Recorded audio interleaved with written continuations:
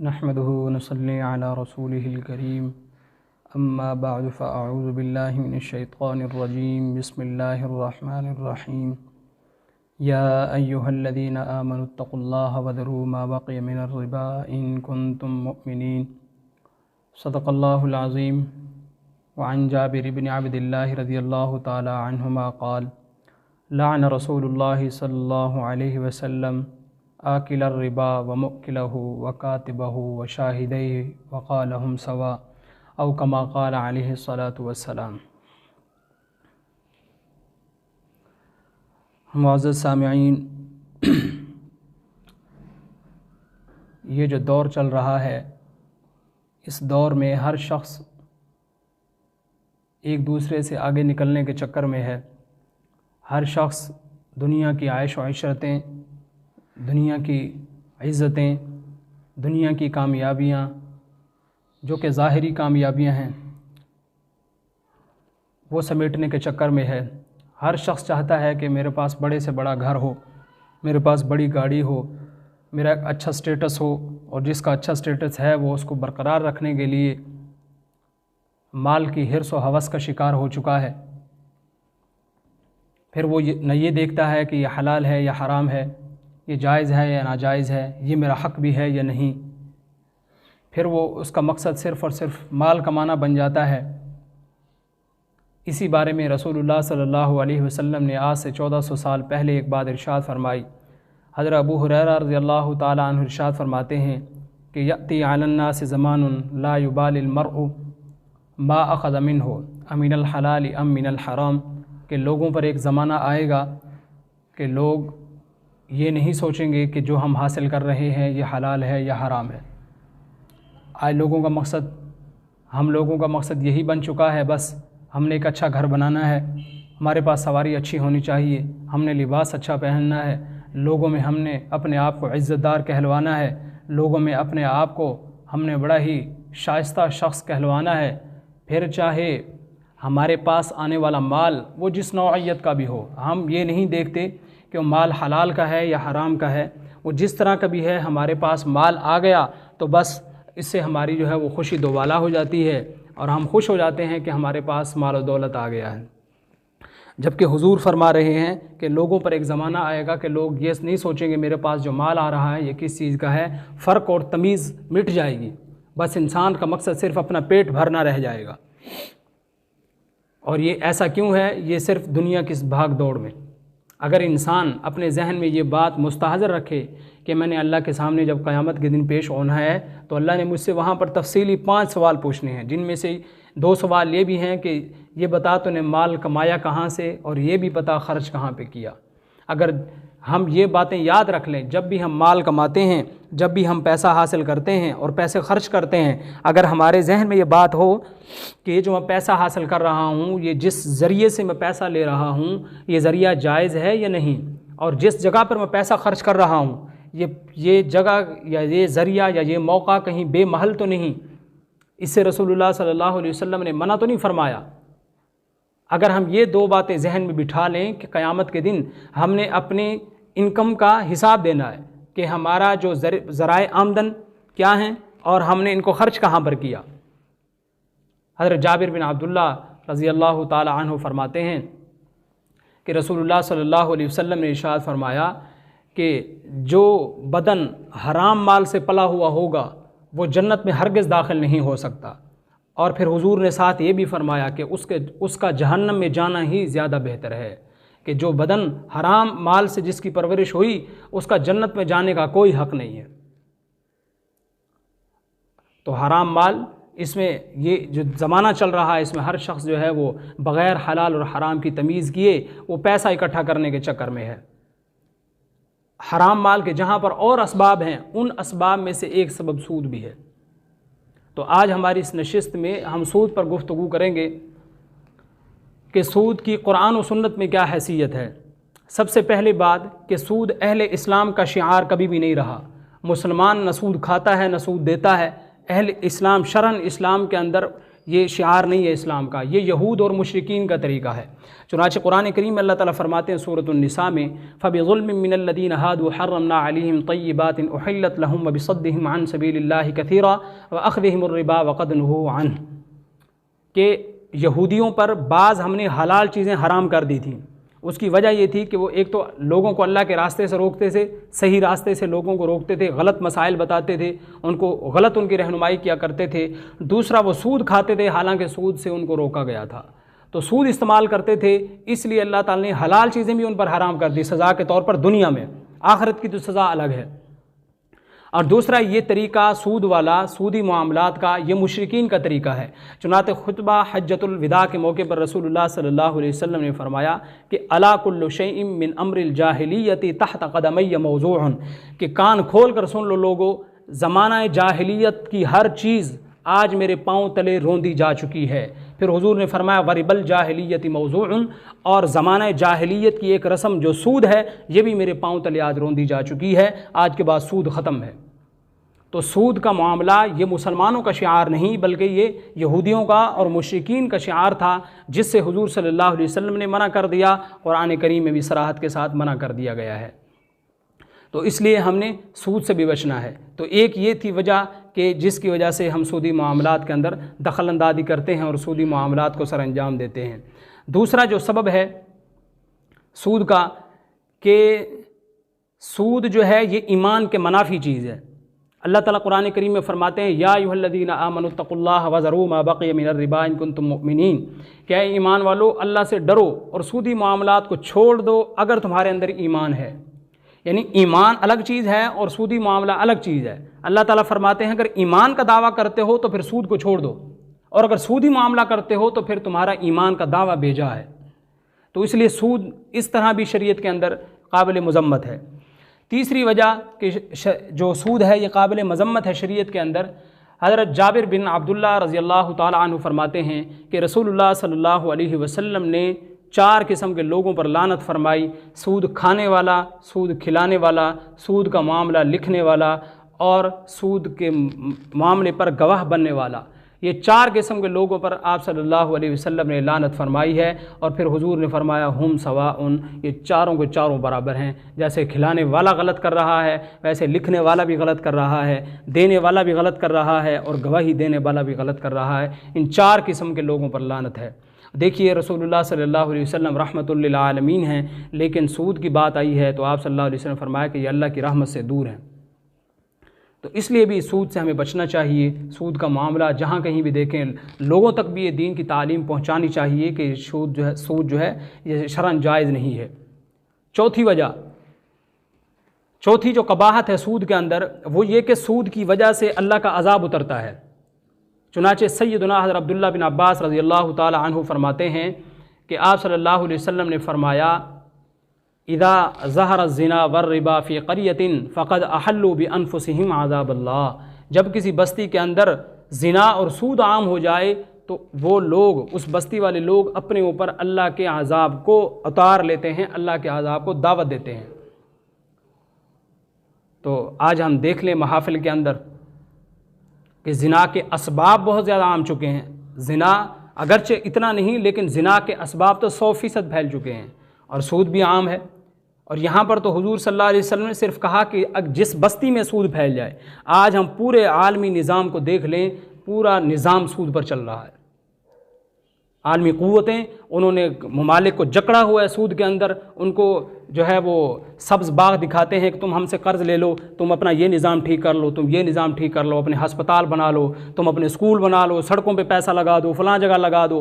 पैसे लगवाई जा रहे हैं, उनको सब्ज़ बाग, सुहाने बाग दिखा के वो उस बेचारी अवाम को ग़ुलामी की ज़िंदगी पर मजबूर कर रहे हैं। आज हम अपने मुल्क का हाल देख लें, और बहुत सारे ममालिक हैं जिनको जो है आलमी क़ुव्वतों ने सूद का पैसा दिखाकर वो उनको जकड़ा हुआ है। और आए दिन हम जो है वो कर्ज़ के बोझ तले दबते चले जा रहे हैं। वो मज़े कर रहे हैं, यहाँ पर अब लोग बेचारे कमाते हैं और इतना पैसा कमा कर वो सिर्फ सूद के ऊपर वाला किस्त अदा करते हैं, वो असल रकम तो है ही है।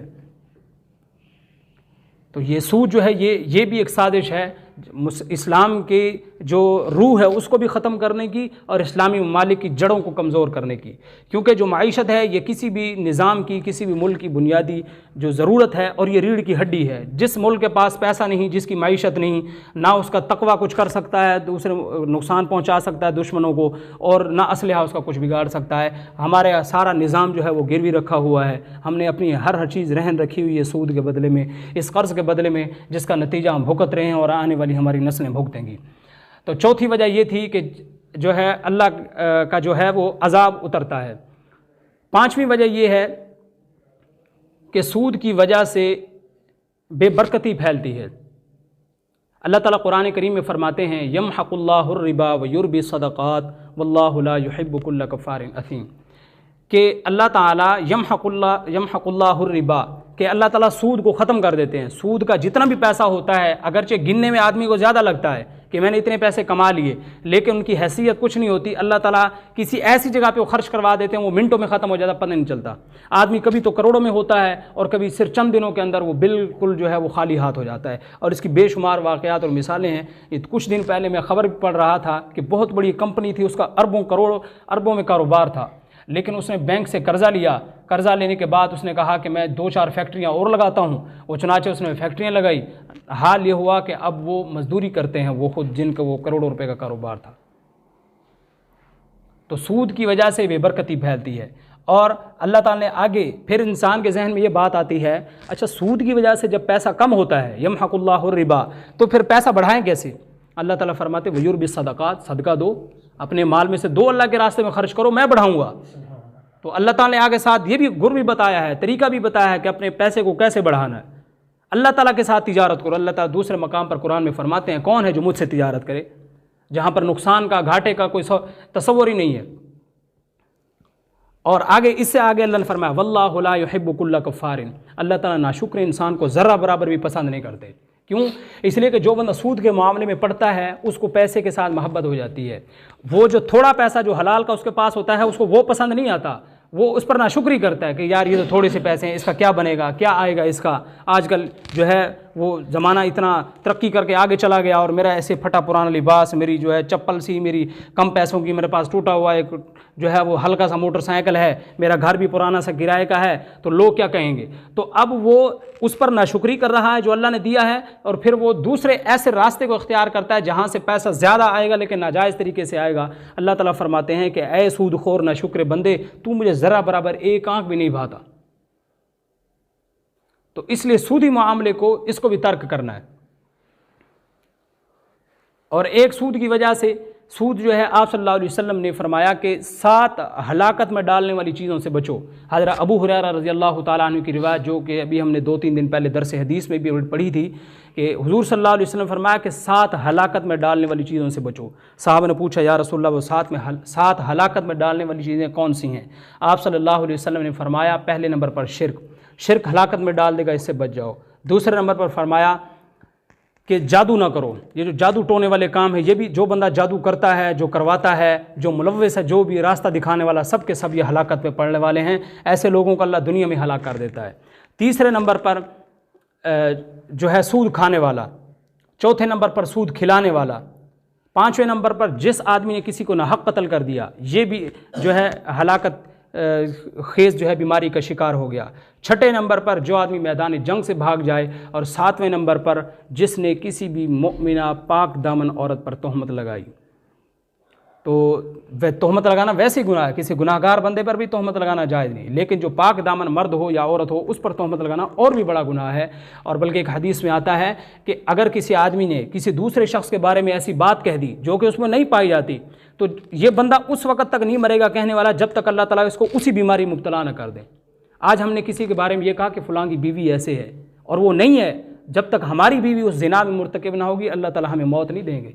आज हम कहेंगे फ़लाँ की बेटी ख़राब है, जब तक कल को हमारी बेटी ख़राब ना होगी तब तक अल्लाह ताला हमें मौत न देंगे। आज हम कहेंगे जी फ़लाँ के साथ ताल्लुकात हैं, हमें पता नहीं होता जी फ़लाँ फ़ोन पे बात करता है, वो पता नहीं किसके साथ बात करता है, सिर्फ तख़य्युली बातें हैं, जबकि कोई सबूत नहीं। हालांकि हदीस में तो यहाँ तक आता है तुम अपनी आँख से किसी का ऐब देख लो तब भी आँखें बंद कर लो, और फिर इसका फ़ायदा बताया हुजूर सल्लल्लाहु अलैहि वसल्लम ने, जो बंदा किसी का ऐब जानते हुए ना बताए दूसरे को, दुनिया में भी अल्लाह ताला इसके ऐब छुपाएंगे, आखिरत के दिन भी छुपाएंगे। तो कितने बड़े जो है फ़ायदे की बात है। तो इसलिए जो है हमें इन 7 हलाकत में डालने वाली चीज़ों से बचना चाहिए। इसका सूद के एक और बड़ी कबाहत क्या है। हज़रत अनस बिन मालिक रज़ी अल्लाह ताला अन्हु फरमाते हैं, रसूलुल्लाह सल्लल्लाहु अलैहि वसल्लम ने फरमाया कि 1 रुपया सूद का खाना 36 मरतबा ज़िना करने से भी बुरा है। 1 रुपया सूद का खाना, उस वक़्त दिरहम इस्तेमाल होता था, वो सिक्का था दिरहम का, हमारे यहाँ रुपया 2 रुपये 5 रुपये इस्तेमाल होते हैं। तो 1 रुपया सूद का खाना 36 मरतबा ज़िना से बड़ा गुनाह। और ज़िना खुद कितना बड़ा गुनाह है, ज़िना के बारे में कुरान करीम में और अहादीस में जो सज़ाएँ बयान की गई हैं कि अगर कुंवारा बंदा या कुंवारी लड़की आपस में ज़िना कर लें, शरीयत कहती है इनको चौक में ठहरा कर इनको 100 कोड़े मारो। बल्कि आजकल जो दौर है, इसको पूरी दुनिया के सामने जो है वो इसको बाकायदा इसकी कवरेज की जाए और पूरी दुनिया देखे कि इन्होंने ज़िना किया और इनकी ये पिटाई हो रही है इस्लाम की रोशनी में। 100 कोड़े लड़के और लड़की दोनों को मारे हैं। और अगर शादीशुदा हैं, उन्होंने ज़िना कर लिया, इस्लाम कहता खुले चौक के अंदर, खुले मैदान में गड्ढा खोदो, ज़मीन तक इसको, ज़मीन में गर्दन तक ज़मीन में दबाओ और इसको पत्थर मारो जब तक मर ना जाए, इसको मारते रहो पत्थर। ये एक ज़िना की सज़ा है। और सूद का 1 रुपया खाना 36 मरतबा ज़िना करने से भी बदतर है। तो इसलिए सूद से भी हमने बचना है। और इससे भी अगली एक और कबाहत, हज़रत अब्दुल्ला बिन मसूद रज़ी अल्लाह ताला अन्हु फरमाते हैं कि आप सल्लल्लाहु अलैहि वसल्लम ने फरमाया कि सूद का जो गुनाह है इसके 73 दर्जे हैं। सूद के गुनाह के 73 दर्जे हैं और सबसे अदना दर्जा अपनी माँ के साथ ज़िना करना है। कितना बड़ा गुनाह है कि एक सूद का रुपया खाने की वजह से ऐसे है जैसे आदमी खुद अपनी माँ से ज़िना कर रहा हो। 73 दर्जे गुनाह के, सबसे अदना दर्जा है। अभी इससे ऊपर वाले 72 दर्जे अहादीस में नहीं बयान किए गए। वो कितनी बड़ी कबाहत होगी इसकी। तो इसलिए सूद के मामले से हमने बाहर सूरत परहेज़ करना है। इसके साथ सूद की वजह से शक्लें बिगड़ जाती हैं। हज़रत उबादा बिन सामित रज़ी अल्लाह ताला अन्हु फरमाते हैं, आप सल्लल्लाहु अलैहि वसल्लम ने फरमाया कि कसम है उस ज़ात की जिसकी कब्ज़ा कुदरत में मुझ मोहम्मद की जान है, मेरी उम्मत के कुछ लोग ऐसे होंगे जो रातों को शराबें पिएंगे, गाने की महफिलें अटेंड करेंगे, वहाँ पर नाचने वाली गाने वाली बुलवाई जाएंगी, वहाँ पर सूद आम होगा, रिश्वत का बाज़ार गर्म होगा। ऐसे लोगों को अल्लाह ताला सूअर और खिंजीर बनाएगा, बंदर और खिंजीर बनाएगा। हुजूर सल्लल्लाहु अलैहि वसल्लम इतने शफीक होकर, लेकिन इस्लाम के उसूल अपनी जगह पे, मोहब्बत अपनी जगह पे। आज हम देख लें, हमारे यहाँ तो बाकायदा इदारों में बुलवाए जाते हैं ये मरासी नाचने वाले, कभी पंजाब कॉलेज में तो कभी DHA में। ये अल्लाह के अज़ाब को हम दावत दे रहे हैं और फिर हम कहते हैं कि ये अल्लाह हमसे नाराज़ है, हमारे हालात ठीक नहीं है, हमारा मुल्क परेशानी का शिकार है, हमारे घर परेशानी का शिकार है। स्कूलों के अंदर बाकायदा बच्चों को डांस सिखाया जाता है। छोटे छोटे मासूम बच्चे, उनको किस रास्ते पर हम चला रहे हैं। इसलिए इस्लाम कहता है बच्चों के लिबास को ठीक करो, बच्चियों के लिबास को ठीक करो। छोटी छोटी बच्चियाँ, उनको टाइट्स और जीन्स पहनाई हुई हैं।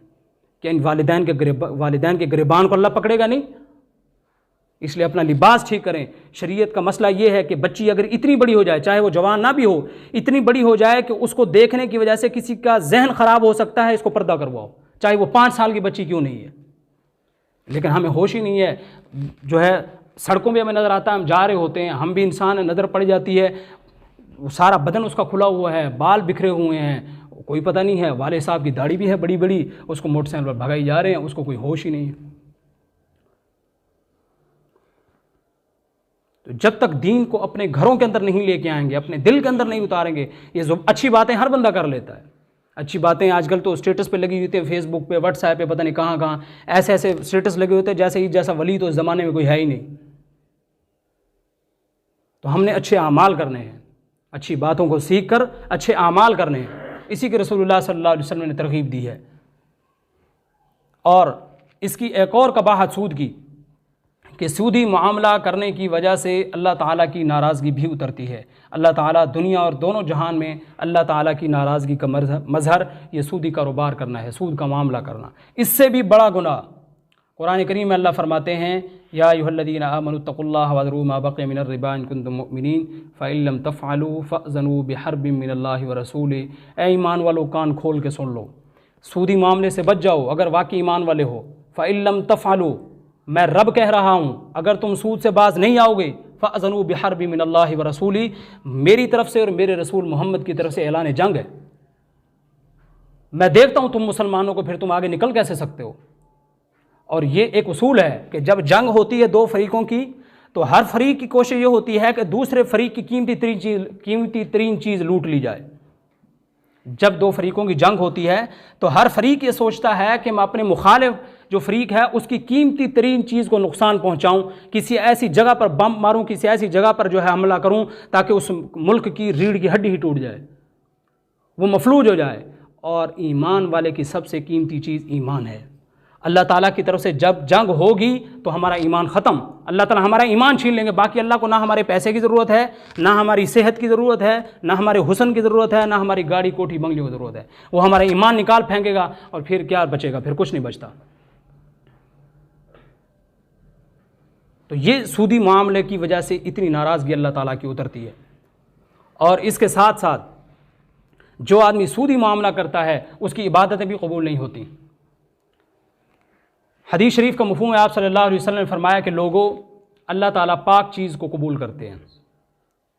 अभी फरमाया कि जो हुक्म अल्लाह ने अम्बिया को दिया वही तुम आम लोगों को दिया है। अम्बिया को हुक्म क्या है, या अय्युहर रुसुल कुलू मिनत तय्यिबाति वअमलू सालिहा, ए अम्बिया की जमात, पहले हलाल खाना फिर नेक अमल करना। अम्बिया को अल्लाह कह रहे हैं जिनके बारे में तसव्वुर ही नहीं है कि गुनाह करें। अम्बिया को कह रहे हैं पहले हलाल खाओ फिर नेक अमल करो, क्योंकि वरना हलाल खाए बगैर अगर तुम नेक अमल करते रहोगे तो सिवाय टकरे मारने के तुम्हें फ़ायदा कोई ना होगा। और वही हुक्म अल्लाह ने फिर ईमान वालों को दिया, या अय्युहल्लज़ीना आमनू कुलू मिन तय्यिबाति मा रज़क़नाकुम, ए ईमान वालो पहले हलाल चीज़ें खाओ उसके बाद नेक अमाल करो। उसके बाद हुजूर ने एक शख्स का जिक्र किया। आपने फरमाया कि एक शख्स अल्लाह के रास्ते में निकलता है, परागंदा बालों वाला, फटे हुए लिबास वाला, ऐसे लंबे हाथ करके आसमान की तरफ यूँ करके कहता है या रब या रब। लेकिन हुजूर ने फरमाया मतअमुहु हरामुन मशरबुहु हरामुन मलबसुहु हरामुन, इसका खाना हराम का, पीना हराम का, लिबास पहना हुआ हराम माल का, वग़ुज़िया बिल हराम, जिस माल से इसकी परवरिश हुई वो हराम का है। फ़अन्ना युस्तजाबु लिज़ालिक, इसकी दुआएं कैसे कबूल होंगी। आज हमारा यही शिकवा है कि अल्लाह से हम इतना मांगते हैं, अल्लाह ताला से हम इतना मांगते हैं, दुआएं कबूल नहीं होती। उसकी वजह हुजूर ने बता दी 1400 साल पहले कि हराम माल ना खाओ। इसके साथ और कबाहतें कि जिसकी वजह से इंसान जो है वो अल्लाह की नाराज़गी का मज़हर ठहरता है, कि सूदी मुआमला करने की वजह से इंसान को काफिरों वाला अजाब दिया जाएगा। अल्लाह ताला कुरान करीम में फरमाते हैं, या अय्युहल्लज़ीना आमनू ला तअकुलुर रिबा अज़आफ़न मुज़ाअफ़ा वत्तक़ुल्लाह लअल्लकुम तुफ़्लिहून वत्तक़ुन्नार अल्लती उइद्दत लिल काफ़िरीन, ऐ लोगो सूद न खाओ, अगर सूद खाओगे तो मैं उसी आग में डालूंगा जो मैंने काफिरों के लिए तैयार करके रखी हुई है। तो हमने इससे भी बचना है। और आखिर में एक बात, आप सल्लल्लाहु अलैहि वसल्लम ने फरमाया, एक मरतबा मुझे ख्वाब में दो फरिश्ते ले गए बैतुल मुक़द्दस की तरफ। मैं बैतुल मुक़द्दस में गया, वहाँ से फिर मुझे कुछ आगे ले गए सफ़र में। वहाँ पर हम रास्ते में गए तो मैंने खून की नहर देखी। एक आदमी उस नहर के किनारे पे ठहरा हुआ है, एक आदमी उस नहर के अंदर मौजूद है। वो जो अंदर मौजूद है वो निकल करके बाहर आता है किनारे की तरफ, लेकिन जो शख्स किनारे पे ठहरा हुआ है वो पत्थर उठाता है भारी, उसके मुंह के ऊपर इतनी शिद्दत के साथ मारता है, उसका मुंह ख़त्म और खून होके फिर वो उसी वापस वहीं चला जाता है जहाँ पे होता है। हुजूर सल्लल्लाहु अलैहि वसल्लम फरमाते हैं, मैंने उन फरिश्तों से पूछा कि ये कौन लोग थे। उन्होंने फरमाया कि या रसूलल्लाह, ये आपकी उम्मत के सूदखोर लोग हैं। तो सूद का जो मामला है, इसका जैसे 1 करोड़ हराम है, इसका 1 पैसा भी वैसे ही हराम है। आज सूद के जो मामलात हैं वो इतने वसी फैल चुके हैं कि हमें उसकी ज़रा परवाह नहीं है सूदी मामलात के अंदर। तो इसलिए सूद के इस नहूसत से हमने बचना है। अल्लाह की रज़ा को अगर हमने पाना है तो फिर ज़िंदगी इस्लाम के मुताबिक गुजारनी पड़ेगी। इसलिए कुरान कहता है, या अय्युहल्लज़ीना आमनू उदखुलू फ़िस्सिल्मि काफ़ा, ऐ ईमान वालो तुम सही मुसलमान तब बनोगे जब पूरे इस्लाम में दाखिल हो जाओगे। 5 टाइम की नमाज़ पढ़ लेना, रोज़े रख लेना और थोड़ा सा सदका कर देना, दीन के थोड़े से और काम कर देना, ये पूरा इस्लाम नहीं है। इस्लाम का जब पूरा तसव्वुर हमें हुज़ूर सल्लल्लाहु अलैहि वसल्लम ने दे दिया है कि मरने से लेकर, पैदा होने से लेकर मरने तक का पूरा एक ढांचा जो है पूरा एक निज़ाम हयात हुजूर सल्लल्लाहु अलैहि वसल्लम ने हमें दे दिया, तो फिर कुछ चीज़ों में जो है वो निकलने की क्या वजह है? अगर मईशत भी तो रसूल हमें देते हैं सल्लल्लाहु अलैहि वसल्लम, मईशत भी तो कुरान हमें देता है, फिर हम अंग्रेज़ के तरीक़ों क्यों इख्तियार करते हैं? तो कायद आज़म ने 1 जुलाई 1948 को जब स्टेट बैंक ऑफ पाकिस्तान का इफ्तिताह किया था, तब उन्होंने कह दिया था कि जो है ये सूदी निज़ाम जो है इसने सारे लोगों का जीना दुश्वार कर दिया है, और जो लोगों को फ़ायदा पहुँचाने में जो मगरबी क़ुव्वतें हैं और मगरबी तौर तरीक़ा है, मगरबी एक माइशत का निज़ाम है, वो लोगों को फ़ायदा पहुँचाने में नाकाम रहा है, इसलिए कि उसकी बुनियाद सूद है और हमने पाकिस्तान के अंदर सूद को ख़त्म करना है। आज हम कोई भी बैंक उठा करके देख लें, शायद कोई इक्का दुक्का हो, वरना सारे बैंक सूद भी देते हैं, कोई कम लेता है कोई ज़्यादा लेता है। तो इसलिए सूद के इन खराफात से बचना है। तो आज की नशिस्त में हमने सिर्फ इसी मौजू पर बात की है कि सूद का दीनी और दुनियावी जो है क्या नुकसान है, दुनियावी और उखरवी क्या नुकसान है, हमें इससे हासिल क्या होगा, हमें इससे कुछ भी हासिल ना होगा। इसलिए हमने बहर सूरत सूद से ख़ुद भी बचना है, और जो भाई पहले मुलव्वस हो चुके हैं वो आज ही से तौबा करें कि या अल्लाह आज जो कुछ होगा हो गया, इस पर हम नादिम हैं, तौबा ताइब हैं, आइंदा हम कोई मामला सूद का नहीं करेंगे। और बहर सूरत जितना जल्दी हो सकेगा, चाहे कुछ बेच कर अगर जान छुड़ानी पड़े सूद से, तो सूद से जान छुड़ाना फ़र्ज़ है। अगर हमारे पास कोई ज़मीन है, कोई प्लाट पड़ा है और हम सूद में मुलव्वस हो चुके, तो वो प्लाट बेच कर उस सूद के मामले से निकलना हम पर लाजिम है। तो अगले जुमे में इंशाअल्लाह हम उन चीज़ों को ज़िक्र करेंगे जो आज के दौर में पाई जाती हैं, जिनमें सूद है और उनको हम सूद नहीं समझते, और उनमें से हम में से हर शख्स मुलव्वस है। वो भी उनकी एक तवील फहरिस्त है, उसके ऊपर इंशाअल्लाह चूँकि टाइम कम है आज में उसको बयान नहीं किया जा सकता, टाइम हमारा मुकम्मल हो चुका है। इंशाअल्लाह अगले जुमे में हम जो है उस पर बात करेंगे। तो जैसे साथी माशाअल्लाह आज भी कुछ साथी तशरीफ़ ले आए थे टाइम से, तो इंशाअल्लाह अगले जुमे में भी ऐसे ही 1:10 में कम से कम साथी तशरीफ़ ले आएँ, ताकि हमारी बात वो आप तक पहुँच सके। अल्लाह से दुआ है अल्लाह ताला हमें सूद जैसे घिनौने जुर्म से महफूज फरमाए। हमा अलीना इल्लल बलागुल मुबीन।